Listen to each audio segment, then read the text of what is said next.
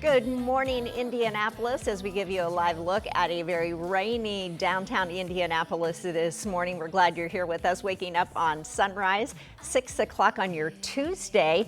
A lot of kids we know heading back to the classroom today and headed to that bus stop this morning.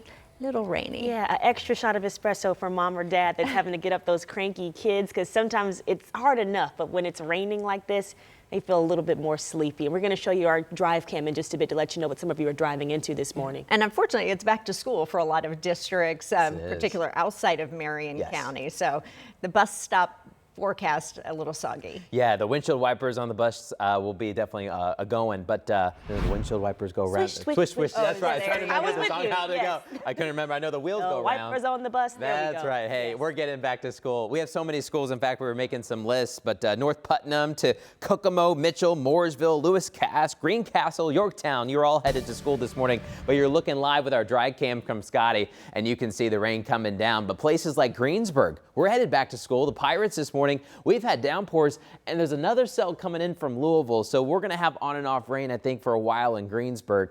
Nettle Creek, there towards Hagerstown. Good morning, the Tigers. We have some rain on the way, kind of getting skimmed there in western Wayne County. We're headed back to school as well, but we have some heavy downpours that we need to get to here on Live Doppler 13. Heavier rain in Shelby County and Rush County. The line's about to get soaked in Rushville again. All headed north to Knightstown. Newcastle rain is on the way. Closer to Indianapolis, we have some steady rain approaching downtown, all coming in from Greenwood and Franklin, and that's going to fill in across Marion County. So Speedway to Meridian Hills, Meridian Kessler will have some rain. Broad Ripple too. If you live in Fishers and Noblesville, Carmel, there towards Pendleton and Fortville, North Vernon, we're going to be watching some more of the showers. And Zionsville, we go back to school today. The Eagles, we've got some mist out there, but the rain will gradually pick up. So make sure whatever you've got the school outfit, you got to throw on the light rain jacket out there too. We're comfortable at least. We're in the 60s, a little extra humid out there, but there will be on and off rain chances today. Not going to rain all day. In fact, it looks like one of the lowest chances of rain could be around recess. We'll have to see. Maybe we'll have an outdoor recess, especially if the playground equipment can get dried off. But this morning, Lindsay, the playground equipment, it is wet, and so are the roads this morning too. Yes, they are. I wanted to show you where we're seeing some brake lights coming into the South Split. Been a pretty busy area so far this morning. Even just after the 6 o'clock hour, we're still seeing some brake lights looking northbound at 65 from Raymond Street. That would be approaching the South Split. Things have kind of cleared up a little bit more, but you can see as traffic kind of flows down that 65 corridor that we certainly have a lot of water that is standing on some of our interstates. And keep in mind, in these construction zones, they don't have the best drainage, so that might potentially cause some even slower travel. We got an average speed down to 45 miles per hour approaching the South Split. That is creating about a 2 to 3 minute delay. And also real quick, wanted to hit on that situation up 65, the southbound lanes to the northwest of Lafayette. We have a complete closure due to an overnight crash. So if you're traveling or if you know anyone coming in from the Chicago area, perhaps just know that this is still closed. 65 southbound being diverted off at State Road 14.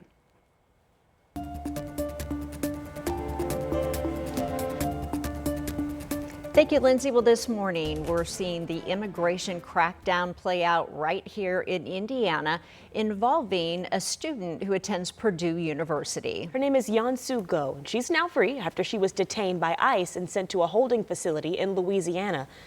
ICE arrested Go at the end of July for an expired visa, but her family disagrees on when that visa expired. Yeah, so this morning, Matthew Foltz has been looking through all of this and explains what happened in that hearing in New York and then what's next for Go, more importantly.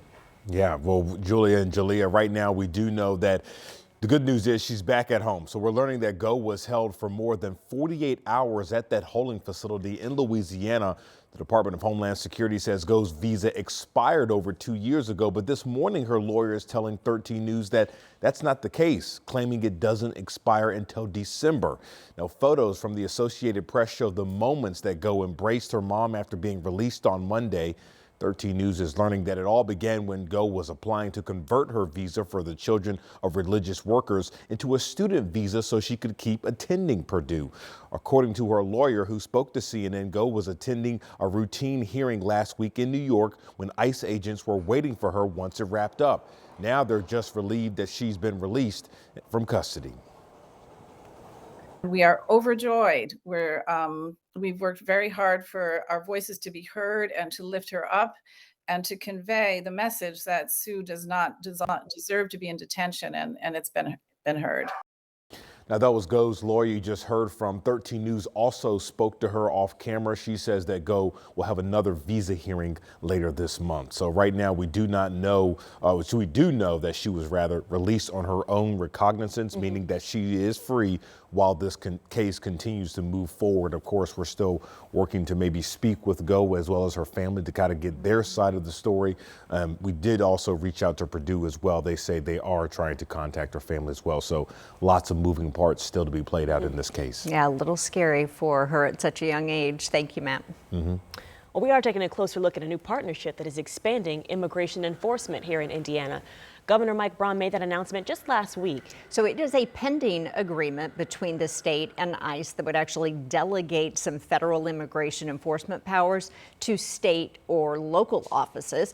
ICE tells us, for example, state troopers at a DUI checkpoint could actually flag someone and then share that information directly with ICE. So troopers will be trained on how this will all play out, but what that training looks like is unclear. We spoke with an immigration attorney who says that he's worried that it may not be enough. You know, just determining what somebody's immigration status is, whether a crime makes them deportable, is an extremely complex area of law. Our fear is it can lead to unnecessary detentions, prolonged detentions while somebody tries to figure it out. Now, also under this agreement, the Miami Correctional Facility is making 1,000 of its beds available to ICE, which is about a third of its total capacity.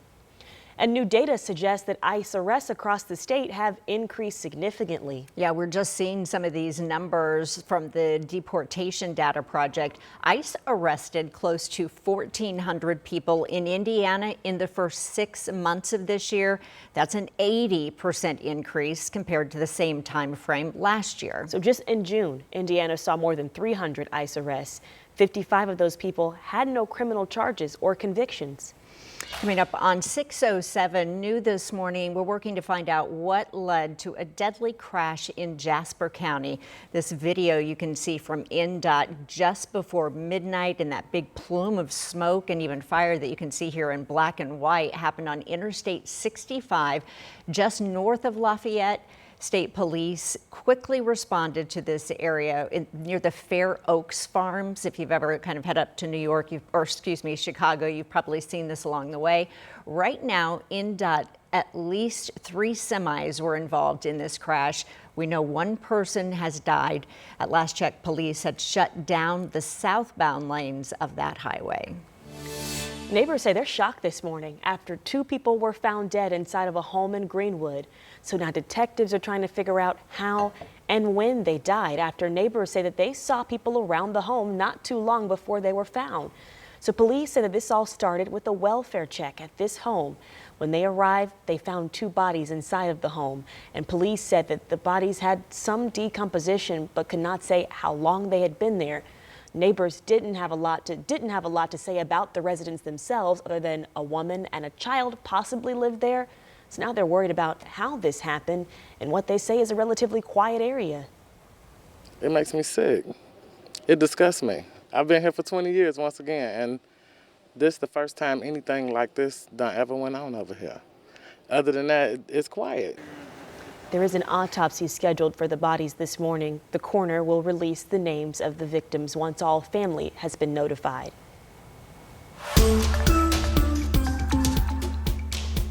An Indianapolis man who murdered 2 men over a $40 lawn care bill was just sentenced to 90 years in prison.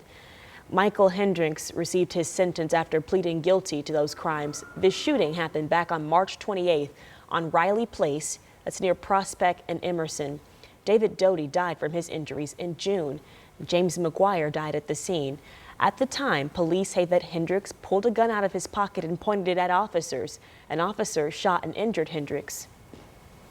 Indianapolis leaders are looking for a new developer on a project that will overhaul the old city market downtown. So developers are working to transform the vacant Gold office building next door into apartments. They also agreed to design Whistler Plaza. But now city leaders tell us the developers and the city have mutually agreed to part ways with the developers that are keeping the Gold building, and the city is now getting the plaza. We're equally as anxious. This is such a historical landmark for downtown, for the city of Indianapolis. And so, like I mentioned, we are being very intentional about the improvements that are taking place. Whistler Plaza is still on track to open around 2028, so a couple years from now. The city is expected to start accepting proposals, though, for that reimagined plaza later this month.